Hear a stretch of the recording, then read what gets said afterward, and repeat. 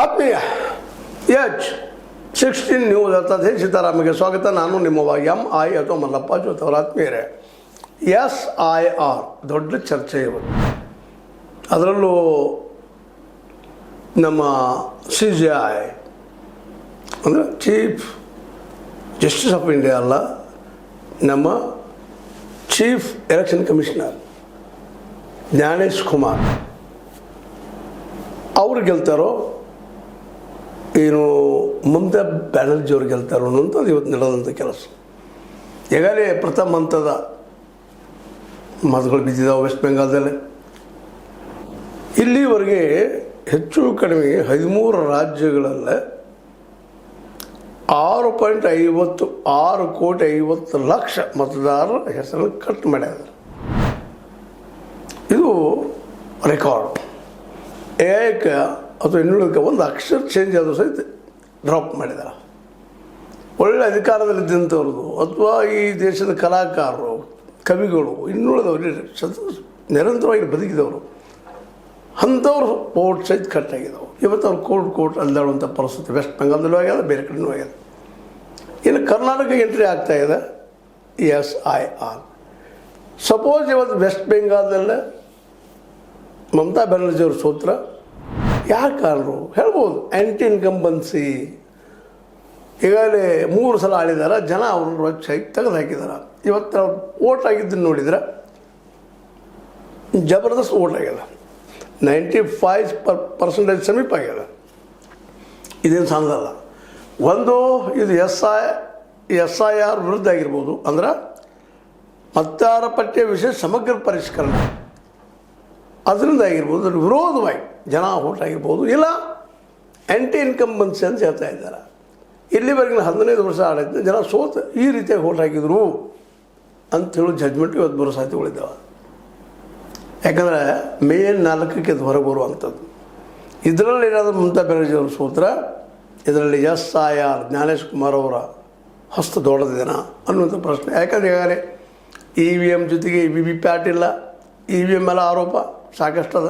ಸ್ವತಂತ್ರವಾದ ಮೀಡಿಯಾಗೆ ಬೇಕಾಗಿರುವುದು ಸ್ವತಂತ್ರ ಧ್ವನಿ. ಆ ಸ್ವತಂತ್ರ ಧ್ವನಿ ಉಳಿಸಲು ನೀವು ಮಾಡಬೇಕಾದದ್ದು ಇಷ್ಟೇ. ಅದೇನಪ್ಪಾ ಅಂತಂತಂದ್ರೆ ನಿಮ್ಮ ಕೈಲಾದಷ್ಟು ಸಹಾಯ ಈ ಚಾನಲ್ಗೆ ಮಾಡಿ ಹಾಗೂ ನಿಮ್ಮ ಧ್ವನಿಯನ್ನು ಕಾಪಾಡಿಕೊಳ್ಳಿ.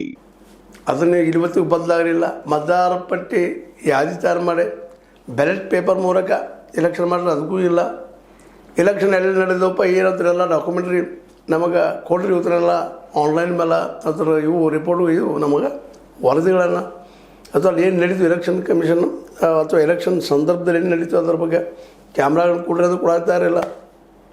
ಏನಿದು ಯಾವ ದೇಶದಲ್ಲಿದ್ರು? ಹೌದು, ಮಿನಿಮಮ್ ಎಲೆಕ್ಷನ್ ಆದ ಒಂದು ವರ್ಷದೊಳಗೆ ಆದರೂ ಇರಬೇಕಾಗಿತ್ತು. ಅಲ್ಲೇ ಓಟ್ ಹಾಕುವಂಥ ಸಂದರ್ಭಗಳಲ್ಲಿ, ಮತದಾನ ಮಾಡುವಂಥ ಸಂದರ್ಭಗಳಲ್ಲಿ ಏನೇನಾಯಿತು ಏನಿಲ್ಲ ಅನ್ನುವಂಥದ್ದು, ಯಾರು ಹಾಕಿದ್ರು, ಯಾವ ರೀತಿ ಬಂತು ಅನ್ನುವಂಥದ್ದು ಅದೂ ಇಲ್ಲ. VVPATಗಳಿಲ್ಲ, ಯಾರಿಗೆ ಮತ ಹೋಯಿತು ಆ ಸಂದರ್ಭದಲ್ಲಿ ಲಿಸ್ಟ್ ಇಲ್ಲ ನಮ್ಮ ಹತ್ರ. ಇವತ್ತನ್ನು ಕಟ್ ಮಾಡಿ ಹೋಗ್ಬಿಟ್ಟದು ಎಲೆಕ್ಷನ್ ಕಮಿಷನ್ನು. ಈಗ SIR ಮೂಲಕ ಮತದಾರನ ಕಟ್ ಎಲ್ಲ ಮ್ಯಾಕ್ಸಿಮಮ್ ಮುಸ್ಲಿಮಾನರ ಹೆಸರುಗಳು ಇದ್ದಿದ್ದು. ಅಹಮದ್ ಇತ್ತು, ಅಥವಾ ಬದಲ N ಇತ್ತು, ಮತ್ತೇನು ಇತ್ತು, ಕಟ್ 6.5 ಕೋಟಿ ಜನರನ್ನು ಇಲ್ಲಿವರೆಗೆ ಕಟ್ ಮಾಡಿ ಹೋಗ್ಬಿಟ್ಟಿದ್ದಾರೆ. ಅವ್ರಿಗೆ ಕೋರ್ಟ್ ಮೂಲಕ ಬಡದಾಡೋದು ಅಡ್ಡಾಡೋದು. ಇದನ್ನು ಕಟ್ ಮಾಡಲಿಕ್ಕೆ ಯಾರು ಹೇಳಿದ್ರಿ ಇವ್ರಿಗೆ?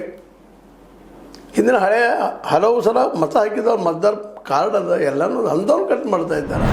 ಪರಿಷ್ಕರಣೆ ಮಾಡಲಿ, ತಪ್ಪಂತಲ್ಲ. ಸತ್ತವ್ರ ಬಗ್ಗೆ ಕಟ್ಟಾಗಿ ಹೋಗ್ರಿ, ಇದ್ದವರು ಕಟ್ಟಾಗಿ ಅಂತ ಬರೋ ಗಂಭೀರವಾದ ಆರೋಪವನ್ನು ವಿರೋಧ ಪಕ್ಷಗಳು ಮಾಡ್ತಾ ಇದ್ದಾರೆ.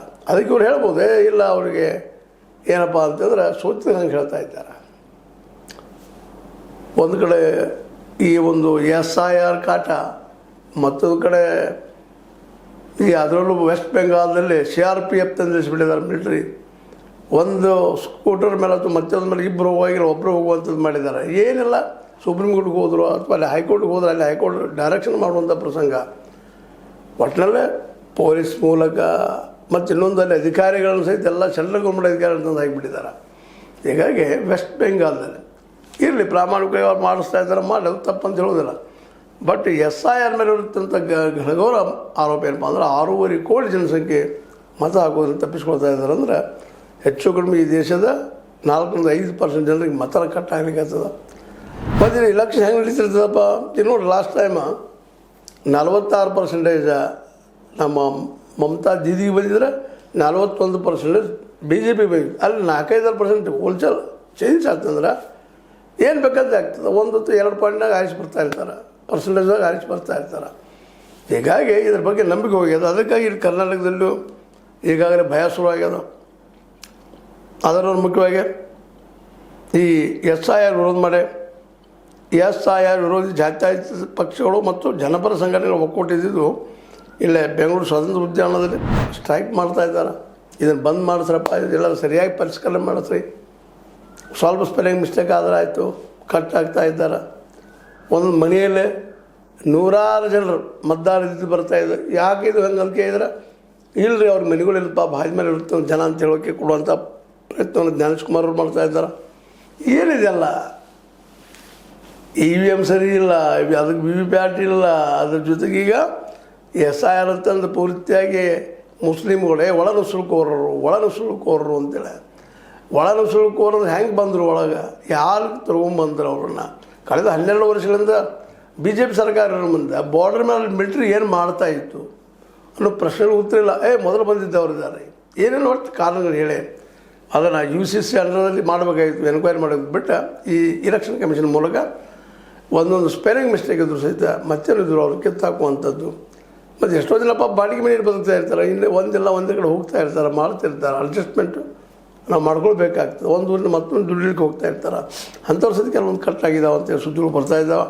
ಇದನ್ನೆಲ್ಲ ಗಮನಿಸಿದಾಗ ಕರ್ನಾಟಕದಲ್ಲಿ ಮುಂಬರುವ ಎಲೆಕ್ಷನ್ 2022 ಬರುವಂಥದ್ದು ಅಷ್ಟರೊಳಗೆ ಇಲ್ಲೂ ಬೇಕಾದಾಗ್ಬೋದು ಅಂತೇಳಿ. ಇಲ್ಲ ವೆಸ್ಟ್ ಬೆಂಗಾಲ್ದಲ್ಲಿ ಹೇಳಿದ್ದೀವಿ 66 ಲಕ್ಷ ಜನರ ಮತದಾರರು ಕಟ್ಟಾಗಿದ್ದಾರೆ. ಅವರೆಲ್ಲ ಕಡೆ ಹೇಳ್ತಾ ಇದ್ದಾರೆ. ಪಾಪದಲ್ಲಿ ಮ್ಯಾಕ್ಸಿಮಮ್ ಜನ ಡಿಮಾಂಡ್ ಮಾಡ್ತಾಯಿದ್ದಾರೆ, ಇದನ್ನು ಕ್ವೈರ್ ಆಗಲಿ ಕೋರ್ಟಿಗೆ ಹೋಗ್ತಾಯಿದ್ದಾರೆ, ಸುಪ್ರೀಂ ಕೋರ್ಟ್ಗೆ ಹೋಗ್ತಾಯಿದ್ದಾರೆ, ಅದು ಮಾಡ್ತಾಯಿಲ್ಲ. ಇವೆಲ್ಲನೂ ನೋಡಿದಾಗ ಏನಪ್ಪ ಇದು ಈ ದೇಶದಲ್ಲಿ ಪ್ರಜಾಪ್ರಭುತ್ವ ನಿಜವಾಗಿಯೂ ಯಾವ ರೀತಿಯಾಗಿ ಕೊಲ್ಯಾಪ್ಸ್ ಆಗ್ತಾಯಿದೆ ಅಂತ. ಪ್ರಜಾಪ್ರಭುತ್ವ ಆಯಿತು. ಯಾಕೆಂದರೆ ಪ್ರಜಾಪ್ರಭುತ್ವದ ಉಸಿರಿರೋದು ಮತದಾನದಲ್ಲಿ. ಮತದಾನ ಎಷ್ಟು ಪ್ರಾಮಾಣಿಕವಾಗಿ, ಎಷ್ಟು ಪಾರದರ್ಶಕವಾಗಿ ನಡೀತದನೋ, ಯಾರಿಗೂ ಅನ್ಯಾಯ ನಡೀತದನೋ ಆವಾಗ ಮಾತ್ರ ನಿಜವಾದ ಪ್ರಜಾಪ್ರಭುತ್ವ. ಅದು ಪ್ರಜಾಪ್ರಭುತ್ವ ಇಲ್ಲಿ ಕಾಣ್ತಾ ಇಲ್ಲ. ಎಲ್ಲ ನೆಲೆಗಟ್ಟಿನಲ್ಲೇ ಕರ್ನಾಟಕದಲ್ಲಿ ವಿಚಾರವಂತರು ಮತ್ತು ಜನ ಎಚ್ಚರಾಗಿ ಈ ಪ್ರಶ್ನೆ ಮಾಡ್ತಾ ಇದ್ದಾರೆ. ಅದು ನಮ್ಮ ದುರಂತ ಏನಪ್ಪ ಅಂತಂದ್ರೆ ಈ ವಿಚಾರವಾದಿಗಳಲ್ಲಿ ಮತ್ತು ಬುದ್ಧಿವಂತರಲ್ಲೇ ಅಥವಾ ತಿಳುವಳಿಕೆ ಜನರಲ್ಲೇ ಒಗ್ಗಟ್ಟಿಲ್ಲ. ಮತ್ತು ಕಲಿತವ್ರು ಭಾಳ ಕಡಿಮೆ ಪರ್ಸೆಂಟೇಜ, ಅದರಲ್ಲೂ ಕಲಿಲಾರದವ್ರು ಭಾಳಷ್ಟಿದೆ. ಏನೋ SLC ಆಗೈತಿ, PUC ಆಗೈತಿ, 8th 9th ಆಗೈತಿ, ಏನು ಉಪಯೋಗ ಇಲ್ಲ ಇವತ್ತು.